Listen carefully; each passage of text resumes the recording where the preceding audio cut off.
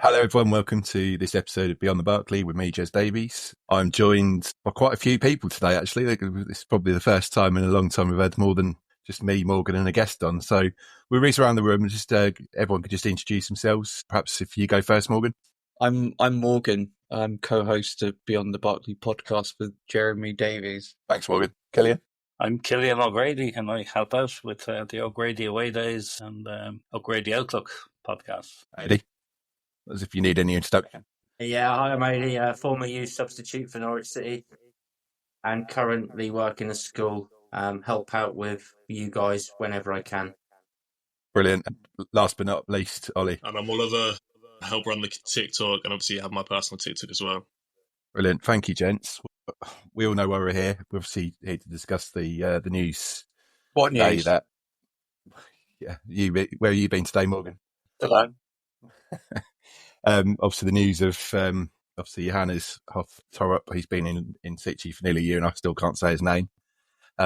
He's been removed from his position at Norwich City. So, I mean, for me, it was a shock timing of it. I can understand why they've done it. I just think they might have waited and perhaps he would have had the opportunity to have the summer to rebuild the squad a little bit. But I think they've had to make the decision now. I mean, is that first and foremost, is that a fair assessment that's open to anyone who's going to be brave enough to answer that?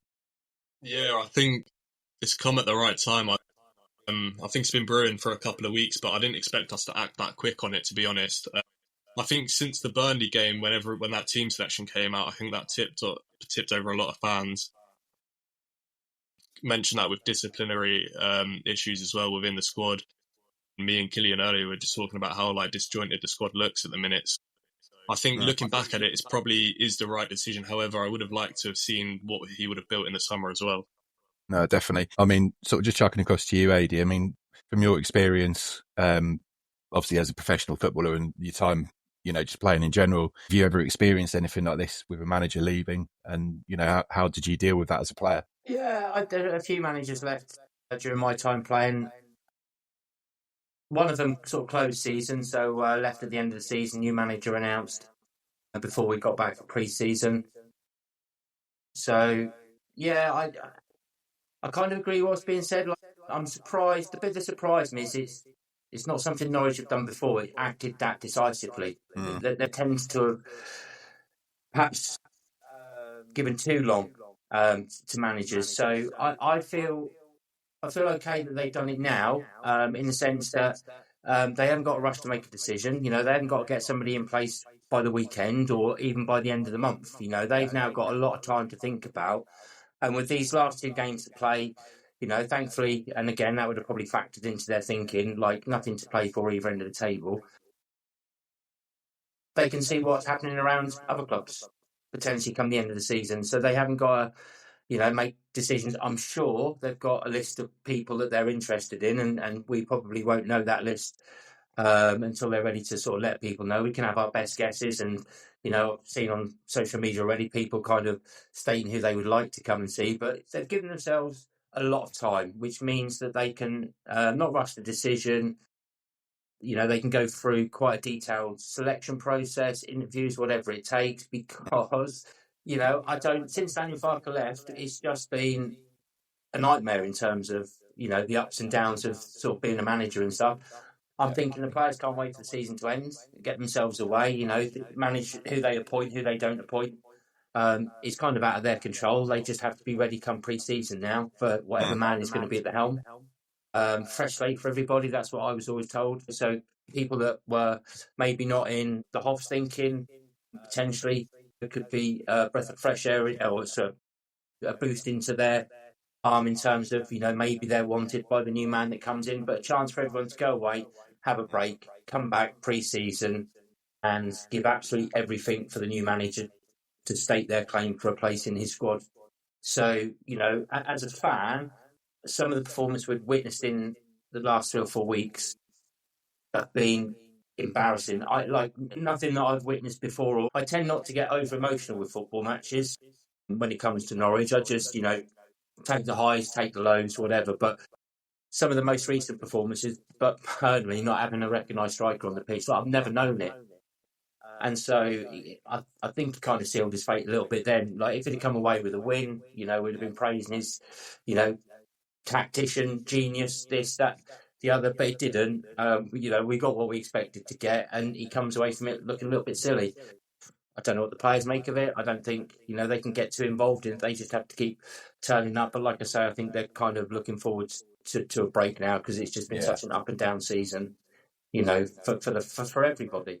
No, definitely. I mean, Morgan, you've been uncharacteristically quiet, so maybe you can give your opinion now, please. I mean, everything that AD said, I would probably echo, to be perfectly honest. I've sat there at Carrow Road, my head in my hands a few times, and heard myself go, get it up the pitch, which is, I've never done that before. And you come away from the game being like, did I really say that? Did I really say get it up the pitch out loud in front of people? Yeah, I think it's part of me is saddened by the fact that it's come to the end in the way it has, but equally I also understand that really there wasn't any choice. It like after Pompey, being there at Pompey and seeing what happened, I was like, there's no real way back. After that, it was really against, like, we just look like. I mean, like, even now I'm describing it, I'm looking to the middle distance like a Vietnam veteran, but it was just. Yeah. No, I know, and I mean, look, we talk quite a lot, and I think that's something we've been talking about, isn't it? And you could probably tell that my thoughts are going that way as well to what's happened today. And sort of finally, Cillian, before we have our first guest on, what's your immediate reaction to the news as it is, as a fan that goes week in, week out? Yeah, I was a little bit surprised at the timing of it, but like the last few games have been horrendous. I know Morgan hooked with the Pompey game, but all our last away games have been desperate. It's like from Bristol, Burnley, Plymouth, and now Millwall. So, like, there was fans singing "You're getting sacked" in the morning to a steward yesterday because he'd let a supporter onto the pitch. But I don't think they expected it. But timing's a bit surprising, but obviously it hasn't been working for the last while. Just on that, I mean, something that I heard on Radio Norfolk that a fan got on the pitch at Millwall was and I gather it was a Norwich fan. Did you see anything unsavoury, shall we say, on that? He was charging towards the subs who were warming up, and like one steward pulled him down. Yeah. I'd never seen the guy before, so I don't know who he was, but he was let through a gate by a steward, so there's an excuse upon a steward's inquiry about that amongst the rest of the stewards, but yeah, I don't know what his intentions were.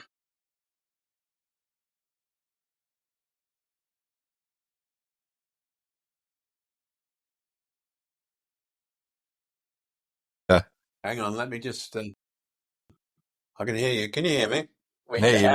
Can you see it? Can you see us? Okay, all good. Can you see everyone on the screen, Mick? Yeah, I can see everyone. I've got other clutter on my screen. I'm just getting rid of. Okay. Other windows open. Don't get rid of any of us, please. Good evening. How are you? Yeah, I'm good. I didn't go to Millwall. I was seeing Graham Poll finish a 600-mile walk in memory of his wife. So right, okay. My wife went to Millwall on her own, and not best pleased. No, and were you at the Portsmouth game as well? Yes, indeed. Yeah. I mean, it became unsustainable, didn't it? I think so. I mean, I was just about to ask you, what's your initial thoughts on the news today? What were your initial thoughts when that news came through? My initial thoughts are that I think that the protocols have been interesting because, we don't have there was a time, several times during Delia's reign when, she was always at the games and she heard the response of fans. And I think it was in the dog days of Alex Neil when the crowd were chanting Delia, sort it out. And they had a board meeting and there was some dispute about what they would do. And Delia said, it's my name they shout. It's my name they shout. And so we've got to do something. And there isn't anyone there now whose responsibility is. I mean, obviously, Napa and Zoe are responsible, but the decision ultimately rests with a bloke in America who's I think 5 hours behind. And it was interesting reading Paddy's piece on Pinkham today, where he says that they did convene sort of a meeting, I guess, something like this, with the Americans after the game and again on Tuesday morning, and confirmed the decision. But that whole thing is interesting for me now, because I don't know anything about the American owners as people, and we don't know how they'll react. So did Delia, did Zoe and Napa say it's unsustainable now, or did the Americans say, well, that was dreadful, it's unsustainable? We don't know. So that whole, how these things are dealt with from here on in is unknown. But it was unsustainable, and for my tuppence, I think the thing that's disappointed me most is how ill-disciplined Norwich have been as players. Again at Millwall, but I wasn't there, so I won't talk too much about that. But Stadium of Light this season, first goal we conceded was a stupid Saints tackle, unnecessary in our third. Another one was from a free kick after Cordoba had got sent off for his second, for a silly, he'd already been cautioned, another silly tackle. And I gather that was, Duffy and Cordoba doing silly things at Millwall. I think that, when you think of the whole Kenny McLean saga, his initial sending off was exacerbated because he had a rant at an official as he went off. Gunny got into trouble for kicking something in the tunnel when he went off at QPR. These are all we can have conspiracy theories about referees, but these are all self-inflicted wounds by an ill-disciplined team, and that's not, that's down to the coach if a squad is behaving like that. And much as I love Argos O'Neill, he posted a like that was critical of the coach. That wouldn't have happened if someone had done that in Paul Lambert's day. Their feet wouldn't have touched the ground. I can remember Richie DeLate, a fullback that played. He disappeared without trace after I think blaming a goal on who would it have been, John Ruddy. That never picked him again. I mean, I think of. Trying to think of some of the others have done. I mean, Farker fell out with Morris Leitner. We had him in our song, but he fell out with Farker and was never picked again. That's overstates it, but was out of favour. Solis took a penalty when he wasn't the designated penalty taker. Gone. He can play for England. He played for Greece against England, but he's not going to play for Norwich again because Farker wouldn't put up with it. And yet O'Neill. Posted that thing, and he's left out the squad for two weeks, and he's back in the squad. And they can do the stuff about punishing people for turning up a bit late for training, which is, as AD there will know, that's what you do. There are fines to be paid if you're late for training.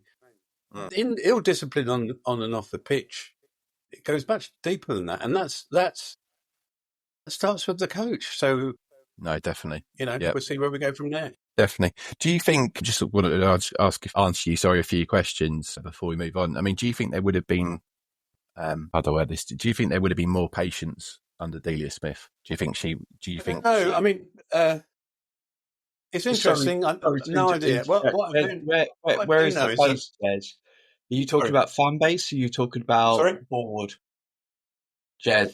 I think so. I think under the board. So with Delia at the helm, do you think she would have had more patience on making this decision? I don't know. I don't know because I don't know, and I don't know. I don't know how the Russians. I don't know how the Americans are going to be going forward. Yep. Delia, was always upset when the fans were upset. Because she's a fan. Michael would have been apoplectic seeing them lose at Millwall. When Millwall were doing the ole, passing the ball and keeping the ball, and we're chasing shadows. Michael Wynne-Jones would have been the saddest person to see that. I've looked into his eyes when things are going wrong, and he'd have hated that. She was slow. Delia was not slow, reluctant to sack people, but the times came. I can remember, Chris Hughton's. The end of that season in the Prem, and she said to me, nothing's going to change if Chris stays. Nothing's going to change. It's not going to get better. So we've got to try and change it. I don't know. I mean, I do think, we go. I think that Johan was on a 3-year contract, wasn't he? I think, and we haven't even had a year. If our reboots and transitions, or whatever you want to call it, you're not even going to get a year. That's a change of emphasis. There comes a tipping point, doesn't there? There comes a tipping point with Dean Smith. It was an away game when the fans had just had enough, and they're chanting it wasn't our fault, because they thought he'd blame the fans, and it becomes unsustainable, because you can't play. Players can't play. If the fans have completely turned, it becomes unsustainable, and the tipping point changes. Delia. Sorry, AD Cillian Oliver, just to bring you into the mix. Yeah. What's your feeling on it today in terms of how decisive I would say the ownership have acted? AD, you commented on it earlier. You said you were surprised. Cillian, Oliver, you haven't mentioned anything. So what's your feeling on it at this point in time? I'll throw that over to Cillian right now. Well, listening to what Mick said there, I remember speaking to Delia after the Luton game, where obviously there was a lot of anti-Dean Smith sentiment, and she was very clear, as Mick said, she's a fan. And it was really obvious to everybody that his days were numbered at that point. And she definitely was listening to the fans, so she wasn't tone deaf to those sort of things. I do think there is a fairly ruthless streak with Americans in business generally. And, we've seen that with some other clubs, Birmingham as an example. So maybe this is the new order. But, again, I think we have, as a club, been a little bit soft in some areas, and maybe it is time to be a bit tougher, because it's a tough world out there. Yeah, I'm surprised that how quickly it's taken. He hasn't been given a full season, but I think it's come to the tipping point where it probably is the right decision now. Looking back at it, I think the players aren't playing for him. But what I don't want to happen is I don't want to sort of go into a state like Watford have been, where they've been sacking, appointing managers. Then this next appointment has to be right, I think, for us to progress as a club. Yeah, but Leeds, to throw a partridge amongst the pigeons, Jez. Leeds were also like that for a long time. They were sacking their managers, and then they come across someone that will get them up, like in this instance Farker, which is a shame. But does it take a turnstile to get to that point where you find someone that can make it happen? AD, what do you think? Yeah, I just keep coming back to that idea that clearly they must have been thinking about it, and even if it was a conversation to say, maybe we give them another 3 or 4 months. 2 of those months will be over a closed season, and then what you're left with is, if you come back and after a month, 6 weeks, whatever, into the new season, it's not working, and you sack him October, November time, you're then saying, right, well, we need to give this new manager a chance, so we'll give him till the end of the season. We'll start again the following season, and so you almost end up missing a season out. But I think what we've done is we've given ourselves the best opportunity to kind of go into next season with everything going in our favour. We'll have a new manager. Hopefully he'll have 90-95% of the squad that he wants, if not all of the squad that he wants. Clean slate for everybody, and just that idea that you go in, you work hard, and you earn your place within that squad. And then come the first game of the season, everything is on the line. Everybody's got everything to play for. I really like that as a position to be in, because I think that just gives us, a bit of emphasis right at the start of the season, as opposed to 5 or 6 weeks into a new season. Right, we'll make the decision then. Actually, we're not seeing any change from the last year that we had. We'll change it now. You end up shooting yourself in the foot, at the beginning of a season, where I think now we've got a real opportunity to kind of come out next season and nail our intent.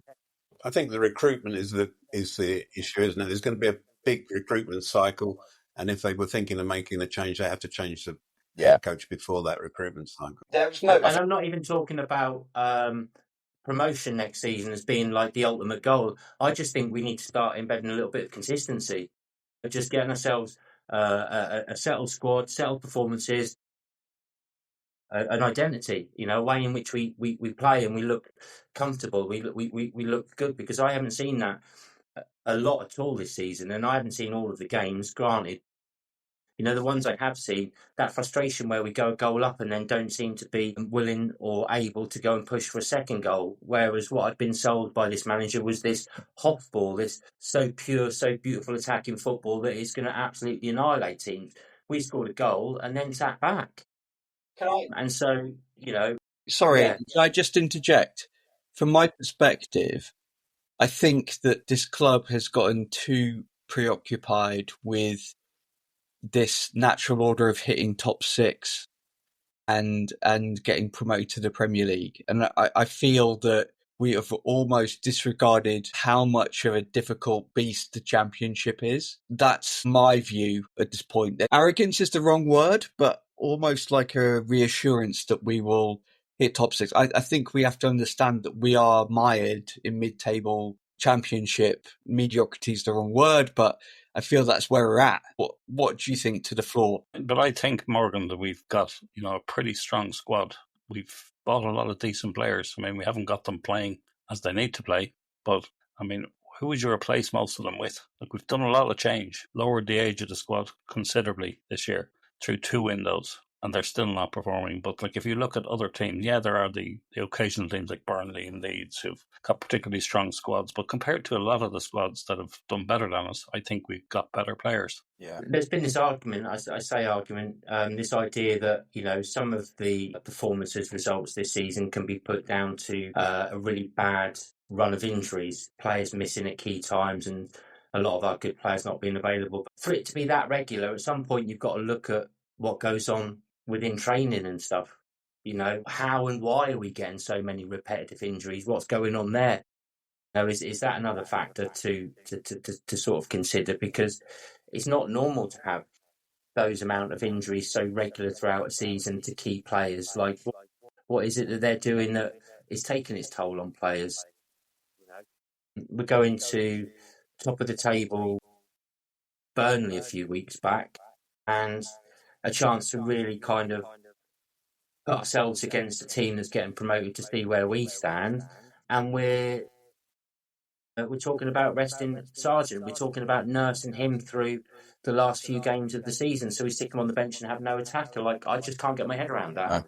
I can't. No, I agree. I think as well, if you go back to the January transfer window in an important time, because at the time we were sort of chasing playoffs, and we've spent £7 million on Eurosec. I'm not going to say it's his fault, but he's played less than 90 minutes of football. And the way that the club put it out, it was a marquee signing that he's going to really propel this season, and that's what a lot of the talk was. And then you see press conference saying that he's going to be in the squad for this weekend, and then on the day, he's pulled out again through injury, or he's not up to the intensity. But I just think it's such a shame that that's happened, and that's the reaction from the fans. It's just poor. I don't know. No, I agree. I completely agree, Ollie. Mick, before we let you go, what's next then? What's next for Norwich City Football Club? Sorry, what's Jez, the plan? what was that? I said, what do you think the plan is for Norwich City? What's the next move, would you say?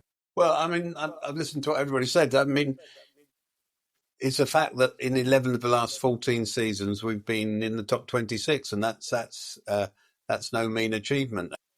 Morgan's absolutely right. We did take it for granted that I was always clear that, when we were yo-yoing, that was going to end in one of two ways. Either we were going to be established in the Premier League, which was very unlikely, or we'd be unable to get into the top 6 of the Championship. And I think that's almost the natural order of things. So you're right. We shouldn't worry about that. I'd just like to say I don't know, that's why we're all here talking, because we've no idea what's going to happen, and that's the glory of football. But I'd just like to sort of reflect that this is the first one of these I've done since Delia left, and how relieved her friends are that nobody's blaming her for what's going on at the moment. And that's how she feels. What was the game when we were 2-0 up and lost 3-2? Was that Sheffield Wednesday? Anyway, Yes, Sheffield Wednesday, yeah. Yes, Sheffield Wednesday. And she was with someone was her guest at that match, and when that ended, she said, sometimes these things happen in football, but now it's not my fault. Those who care about her, it's been, we've just celebrated 16 years of being unbeaten by 5,884 days. It was the other day since we last lost to Ipswich, and this mad perpetual game of football continues, and we're doing it without Delia and Michael at the helm. But I think it's been a fantastic 25 years, and that may be a minority report, but I feel I don't have so much angst about Norwich now, because it used to. The last few years, it's been doing my head in reading people have been saying about Delia and Michael every time we lost, and now it's not bearable when they play like they did at Millwall. But I don't feel that a friend of mine is getting a kicking. That'd be my last thought for the night, really. That whatever happens next, it's not Delia's fault. I'm glad you said that, because now me and Jez have taken on that burden, haven't we, Jez? Thanks for that. And everyone involved in, you know what? Thank you to AD, Cillian and Ollie, who have been absolute stalwarts for Beyond the Barclay so far. And this has been one of the most roller coaster rides of a season to be involved in, but equally involved in this podcast. So thank you, Morgan, as well. Really do Mick, appreciate it. Thank you for coming on. Yeah, good stuff. Yes, thank you for getting us involved, but you could have picked a better season. Yeah, no, definitely. Mick, I hope you have a wonderful summer, and I hope we can meet up in the new season. Look forward to it. Thank you. See you soon. Thanks. All the best. Bye-bye. Cheers. Thanks. Bye-bye. That was a quick move, that, Cillian. Hello. How are you? How are we doing, guys? All right. We can't actually hear you, Mark. Can you not? Yeah, I can hear you now. Yeah. Mark, if you'd just like to introduce yourself to the guys. I can see you're already advertising your podcast on your shirt, so perhaps talk about that a little bit as well. We're a little bit behind the times with our t-shirts. We need some of those. Yeah, introduce yourself, please, mate. Yeah, I couldn't work out, should I wear my shirt or should I wear a Norwich shirt? So I've been recording tonight already, so yeah, fair enough. Just stuck with it. But yeah, hi, I'm Mark. I host the Big Fellas podcast. We're a podcast here to support men's weight loss. Yeah, we talk to guys that have lost weight and to share their stories. We talk to influencers, fitness experts, and things like that. So yeah, I think I was an early guest on Beyond the Barclay, and thank you, Jez, for having me back. No, absolutely fine. It's an absolute pleasure, and I wish it was in better circumstances, Mark. But perhaps if you'd just like to start with your sort of thoughts about what the news today, what your early thoughts on it. Yeah, well, it's one of those things when sort of Norwich sack a manager. You always kind of like know where you are, if you know, you remember where you are and everything, because it doesn't happen that regularly. But yeah, I was sat in the car park of a supermarket, and my first thought was relief more than anything else. I think I did want to believe in the project, and I did get behind it, but the last 10 games have been atrocious, and there's no escaping that. The form has been awful, and I think the only win we got in the last 10 games, we kind of nicked it in the last minute with the last kick of the game. We've not seen a dominant performance in weeks. There's been issues, not just like with performances, but injuries, and I think the manager has to be accountable for that as well. I just feel like with so many injuries that have just happened across the season, has there just been something going on in training that's affecting the players in such a way? So it's never good to see a manager go. I liked what he set out to do, and I was fully behind it. But as the season went on, it just got to a point where you're thinking it can't carry on like this. I know what you mean. I was just watching the Pinkham blow up and everything blow up, but at the same time, it was in the post. It was a long time in the post, I think. For me, Oxford United, and that's where I started to go. I bowed, and I was like, I don't know, doesn't feel right to me. There's no longevity. So yeah, I get it. It's a bit weird, isn't it? After 10 months, it's not usually 10 months for us. It's usually like 18 plus, which is good. Is it good? is it good in the way that we've acted so decisively? I don't know, Flor. What do you think? I don't know. I'll take that one then. I think it's twofold. I think it's Ben Napper's man, isn't it? He's appointed him, and I think because it's been a failure. Is that his fault? No. I think what he's done is he's acted quickly, probably because he's had to act quickly because his bosses have told him to. But that's not his fault. I think I'm purely from a personal point of view. I've appointed people who I think they're going to be brilliant. They're going to, sell lots of things for me. But it's not turned around like that. Things happen in life, don't they? Where it hasn't worked out for Thorup. That's not Napper's fault. He's been put into his job to go and find the replacement now, and he'll learn from his mistakes of appointing Thorup. In my opinion, Iddy, is that fair? Yeah, I think so. I praise the time, and I think it's exactly the right thing to do at exactly the right time, and for the reasons that I've sort of spoke about already. What I can't forget, and again, it's probably it was going to end one of two ways, and it's ended obviously with him leaving the football club. But go back to end of January, beginning of February, I can't really remember, but I just remember we were a couple of points outside the playoffs, and we were staring down 10 games. I could see the 10 games, and you were looking at the 10 games. I think it was a couple of home games. I think Derby was one of them. Preston was the other one. And that was the start of 10 games where you really felt each game you could pick something up from, even the away games. And you're looking there and you're thinking, God, there's about 20, 24 points to be picked up here. No problem. And it just didn't fall that way at all. I gave up counting after about 8 games how many points out of that 10 we actually got. But I bet it weren't many more than 10. And that was, for me, that was a lost opportunity then, because I think if we'd have picked up those points and would have been comfortably in the playoffs, we wouldn't be here talking tonight. We would be planning, how we can overcome Sheffield United or whoever it would be that we'd be facing in the playoffs.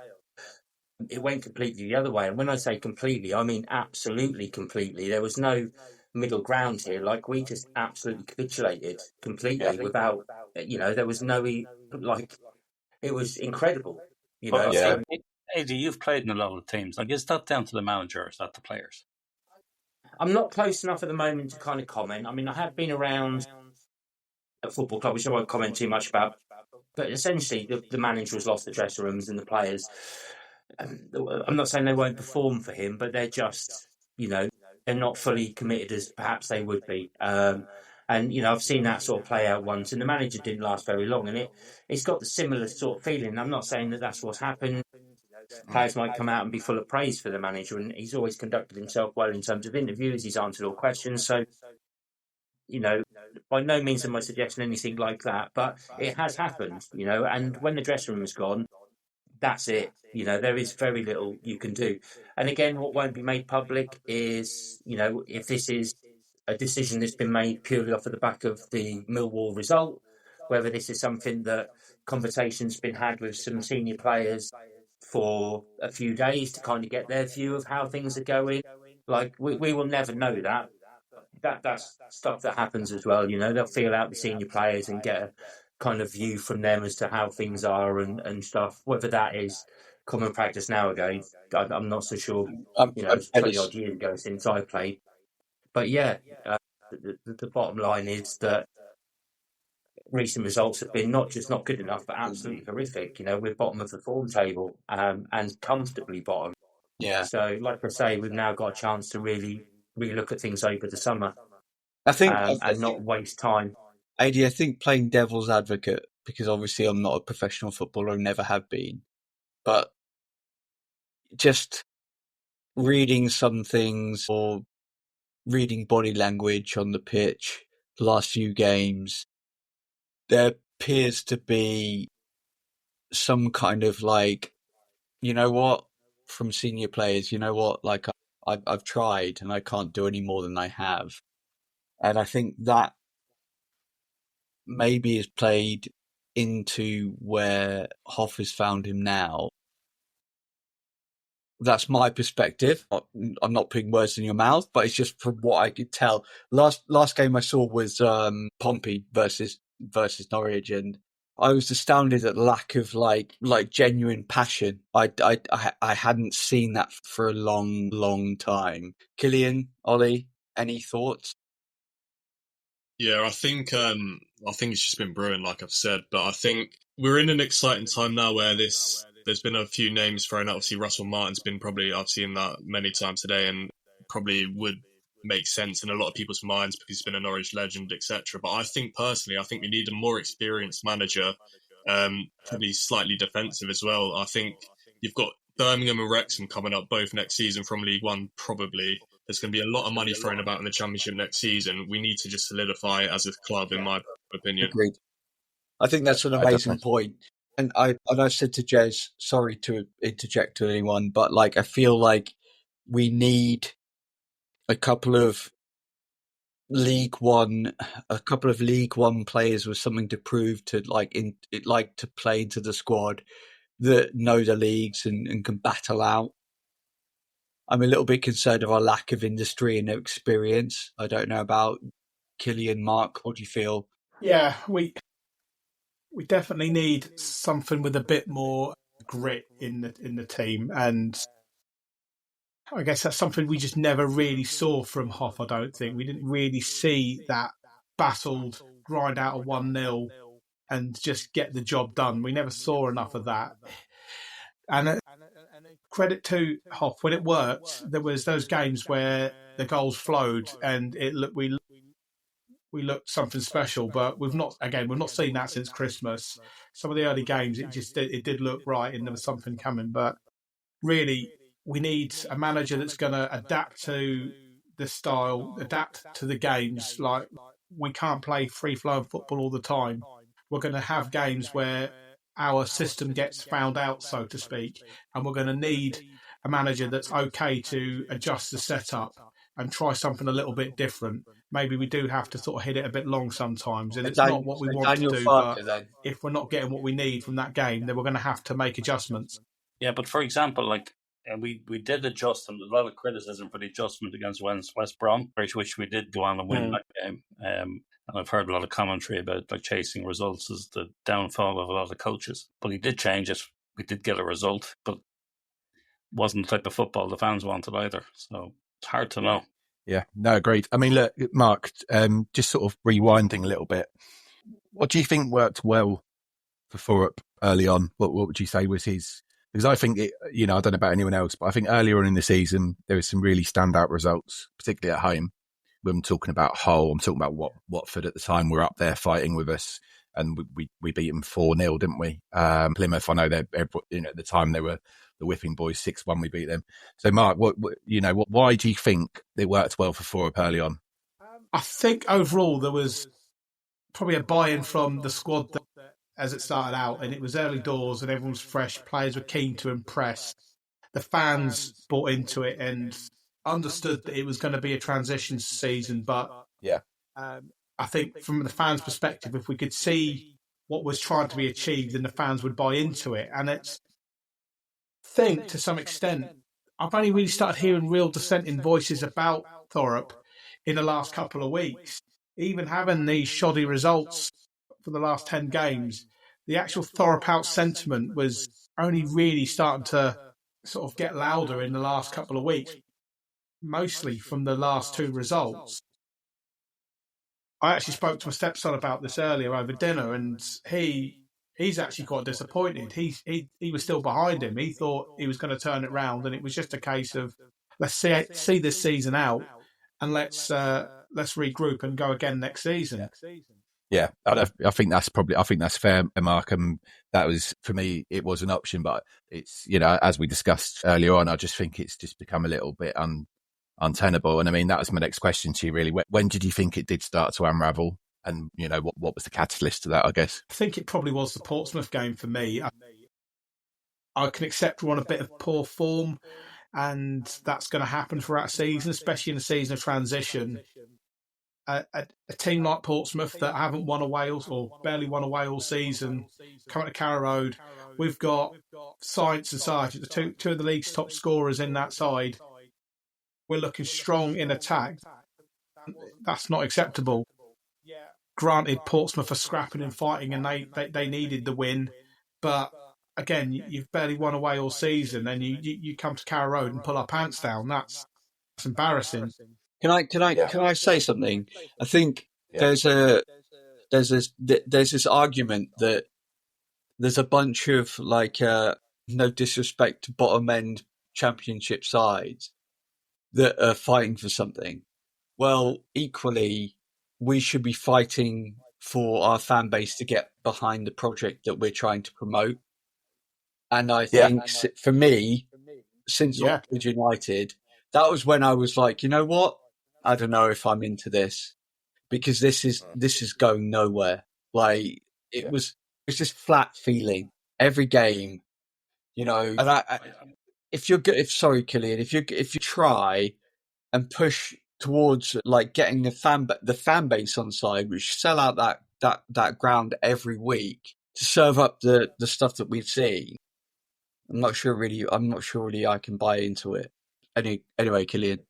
Yeah, I think the rot set in a couple of the away games. Like if you look at Bristol, Plymouth, Burnley, were all really poor performances by the team. Now, Hoff has to take the responsibility for that. But like we gave away 2 early goals against Bristol and there was no fight in the team. We got 1 back. We just didn't seem to be able to get that second goal. And it's amazing we've such a strike force and the amount of goals, but then we seem to go on these droughts.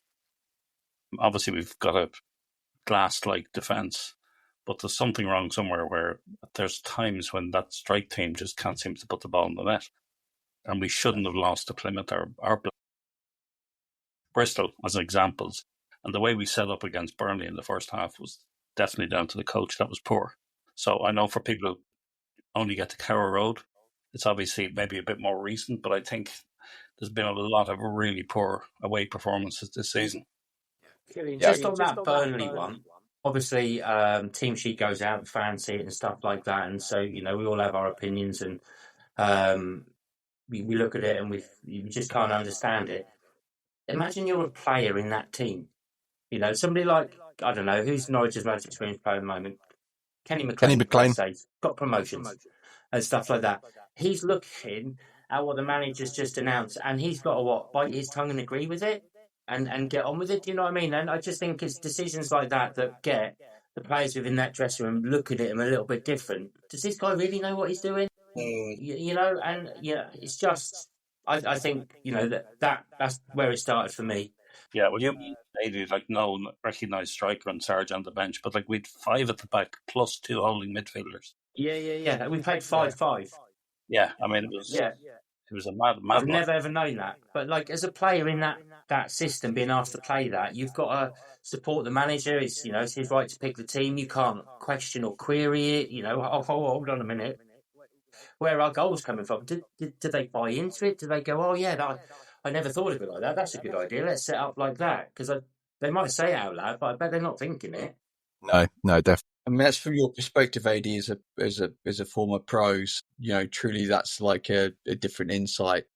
Excellent. No, definitely. Then, Mark, moving forward to we've obviously got Jack Wilshere now. Again, initial thoughts on his interim appointment, and do you think he's the man to take us forward on a more long-term basis? It's an interesting one, and I've been chatting to a couple of Arsenal fans today, and they all the Arsenal fans I spoke to kind of had the feeling that we got Jack in as a coach to be the natural successor.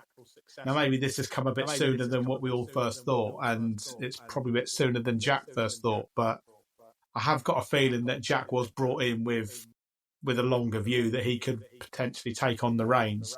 So I wouldn't be surprised if he does get the gig. And certainly it's a name, it's a personality that is well known on the football circuit. So I think that would certainly have its merits in potentially attracting players to the club. But this is the Championship, this is gritty, hard football, and a manager with no experience, having just sacked a manager with very little experience, is that the right way to go? This is what I've said, the last few days. Norwich right now is in a weird place that it needs to respect the leagues that it's in. We can't keep going on where we're guaranteed playoff places. We need to be a Premier League side. It's like, no, we're in the middle of a shit show. This family pod. We're in the middle of a championship. We need to really think about where we're going in terms of like grinding this out. And right now, like, is Jack Wilshere the kind of person that can lead the charge? It's all well and good having this ideological like mindset that will be Arsenal 2.0 in the championship. Like, we just lost to Pompey. I don't know if if maybe I'm wrong. Maybe I'll like hold my hand, eat my hat. But I think we just need someone with some more ballast, some more experience, and I don't know who that is. I'm not professing to do that. It's not my job. Jess, over to you.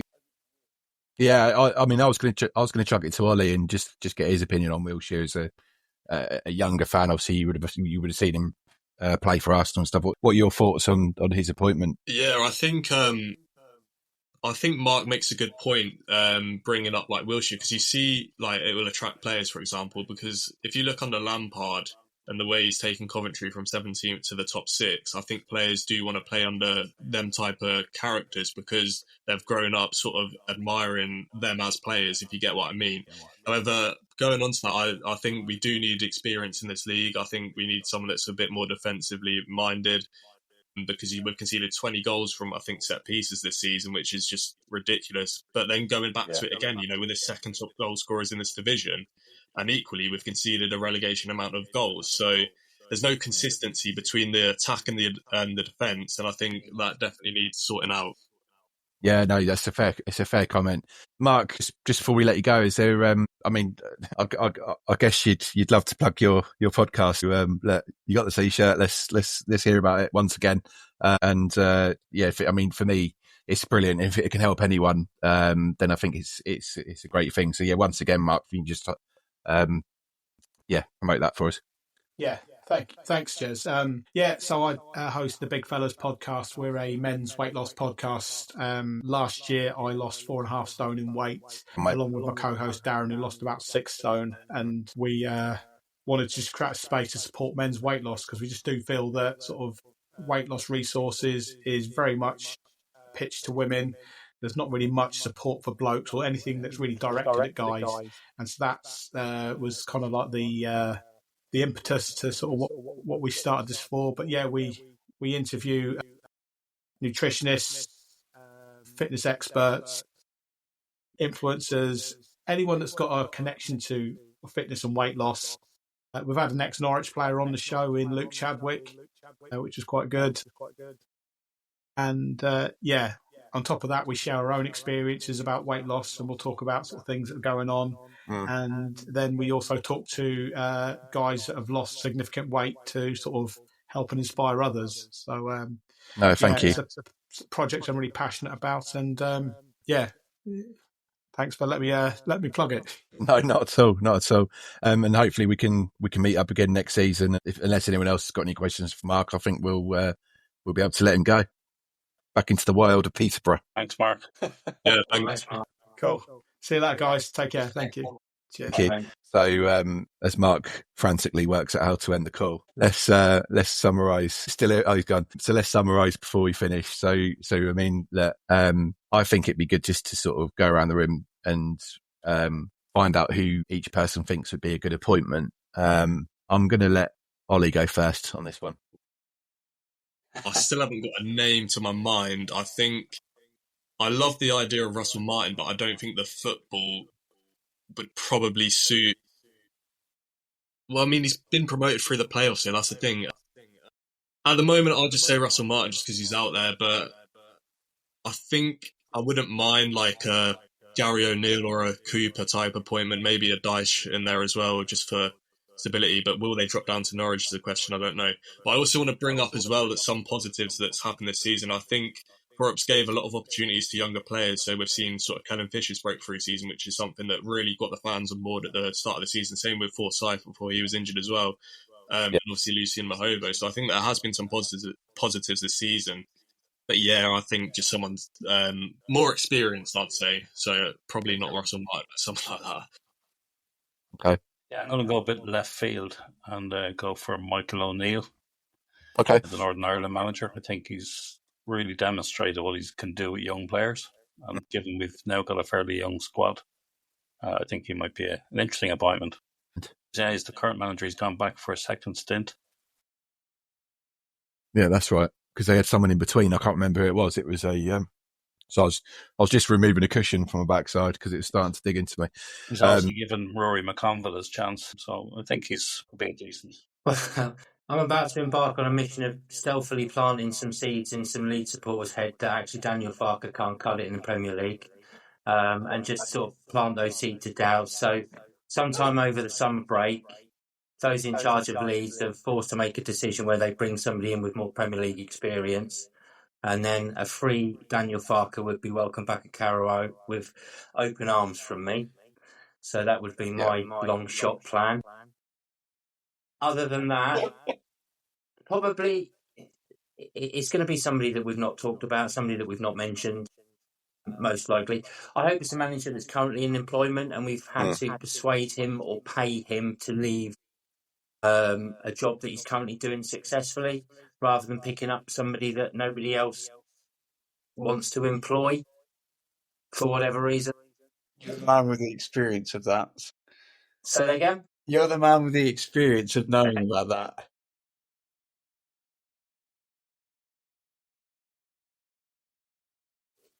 It's really difficult to say whether a group of players in the manager is good. Yeah. You know, you could have a really, really great manager. I mean, there was no guarantee Daniel Farke that it would have worked out at Luton, and it very nearly didn't last season. But, you know, just because it worked so brilliantly for him at Norwich, there's no guarantee that with another set of players. And I guess it's the same with, you know... I'm not saying he's a bad manager. I'm not saying he can't do a good job somewhere else. He just wasn't a fit for us. And so whoever we bring in, I hope, is a fit for the players that we've got, or is able to bring in the players that fit him. Yeah, agreed. Morgan? Yes?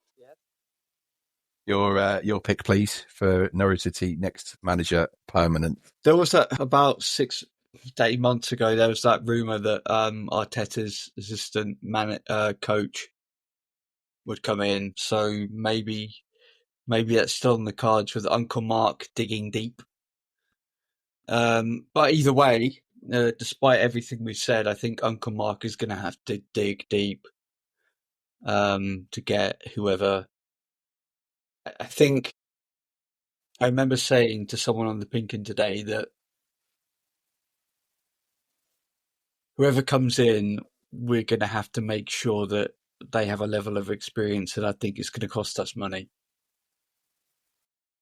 Because this season has been an eye-opener for both Mark and Mark's like on my first name terms.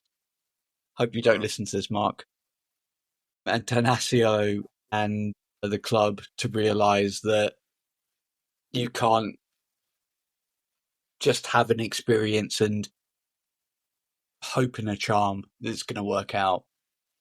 Yeah. I know that's a bit of a vague way of me saying I have no idea, but I'm sure you understand it's pretty tough. Cooper, but... I think also if you spend the right amount of money, and that could be a lot, on a manager that can come in and is able to get the best out of 3 or 4 players that we've got currently that are just kind of drifting on by, that's as good as 3 or 4 new signings. Yeah, agreed. Yeah. But you don't have to then fork out money for. Yeah, no, I agree. So, my pick, Steve Cooper, 2 promotions on his CV. He won, what did he win with England? Under 21s or under 19s? Well, a couple Euros, potentially. So he's won a major tournament, albeit at youth level. What Adie's just said, so brings on the youth players like Antti Sunak, Ratu, Forsen, just trying to think of some others. So players that are on that periphery that aren't quite there yet, but having a manager that has had that experience of bringing on those youth players. And I just think it'd be a really good fit. Morgan, we talked about it earlier, didn't we? Your mate's a Forest fan and it still speaks very highly of the work that Cooper did at that club, albeit Santos has taken to the next level.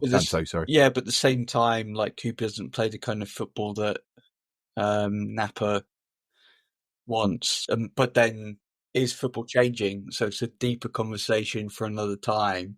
You know what I mean? Yeah. No, it is, and I think as well is, Napper's, yes, it's his philosophy and how he wants to play, but he's not the coach, is he? He's someone that will, yes, he'll have a vision of the players that he wants to get in and that can play those roles. But I don't think our players will work well in a 4-3-3 this season. I don't think he's good having Strati shoved out to the left or the right, or Shinak. That when they come into the centre, you see how so I think we need to find a manager that's prepared to drop the 4-3-3. And go back to, I think Morgan, I don't want to take words out of your mouth, back to basics, back to the way that we know we can play in the Championship and the formation that we can play in the Championship and attack it again next season. I think we've reached a natural conclusion, gentlemen. I just wanted to say thank you so much to all of you for coming on and echo what Morgan said earlier. Thank you for all your hard work. And I think, our 5 listeners that we have beyond the Barclay are very, very, very, very pleased with your efforts. No, look, for me, I've always said it's a very selfish thing for me why I do this is to talk to Norwich fans. And, I'm really pleased with the team we built here. So please, thank you so much. And it never goes unnoticed what you guys do for us. So they keep it going and thank you. Thank you, Jez. We try. Thank you, Jez. And enjoy the rest of your weeks. And I'll speak to you all again next Tuesday when we do our end of season review.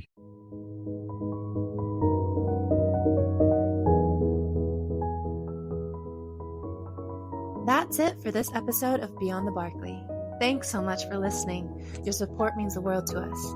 Don't forget to follow or subscribe on your favorite podcast platform and leave a review if you enjoyed the show. You can also catch all our episodes on Apple Podcasts, Spotify, and YouTube. And if you've got any questions, stories, or topics you'd like us to cover, get in touch. We'd love to hear from you. Until next time, on the ball, City.